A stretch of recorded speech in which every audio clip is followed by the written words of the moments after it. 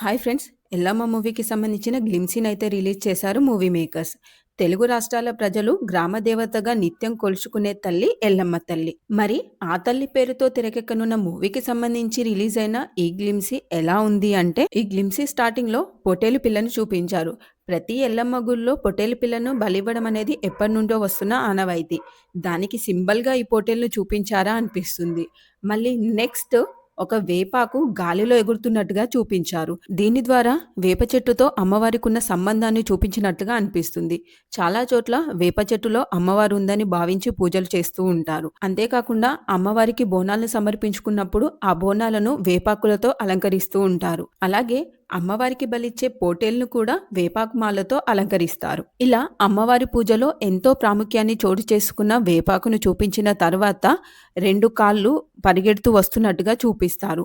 ఆ 2 కాళ్ళ నిండా పసుపు మరియు 2 కాళ్ళకు గజ్జెలు ఉన్నట్టుగా చూపిస్తారు. ఈ సీన్ చూసిన వెంటనే ఉగ్ర రూపంలో ఉన్న అమ్మవారు పరిగెడుతున్నారా అన్న ఫీలింగ్ వచ్చింది. కానీ వెంటనే బూట్లు వేసుకున్నటువంటి ఒక మగ వ్యక్తి పరిగెడుతున్నట్టుగా చూపిస్తారు. దీని ద్వారా అర్థమయ్యేదేంటంటే ఆ మగ వ్యక్తి పరిగెడుతూ ఉంటే, అమ్మవారు పరిగెడుతున్నారా అనేటువంటి వైల్డ్ ఇమాజినేషన్‌ని మూవీలో క్రియేట్ చేశారేమో అనే అనిపిస్తుంది. నెక్స్ట్ ఒక సైక్లోన్ ఫార్మ్ అయినట్టుగా చూపిస్తారు.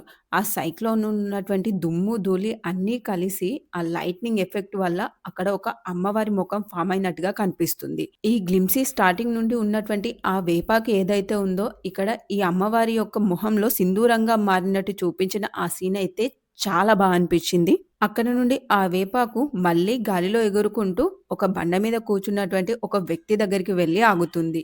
ఆ వ్యక్తి ఎవరో కాదు, ఈ మూవీ యొక్క హీరో అయినటువంటి 'Devi Sri Prasad'. Long hair style, భుజాన దప్పు వేసుకొని అక్కడ వర్షం పడుతుంటే వర్షంలో కూర్చొని ఉన్నాడు. అండ్ తన బాడీకి కూడా గాయాలు ఉన్నట్టుగా అనిపిస్తుంది. డీఎస్‌పీ యొక్క ఈ లుక్ అయితే చాలా డిఫరెంట్‌గా ఉంది. అండ్ టోటల్ గ్లిమ్సీ కూడా చాలా అనిపించింది నాకు.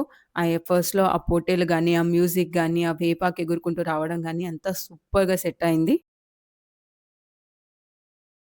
ఇప్పటివరకు మ్యూజిక్ ఇండస్ట్రీలో రాక్ స్టార్‌గా తనకంటూ చెరగని ముద్ర వేసుకున్న 'దేవిశ్రీ ప్రసాద్' మరి ఇప్పుడు హీరోగా తన యాక్టింగ్‌తో ఎంతవరకు మెప్పిస్తారో వేచి చూడాలి.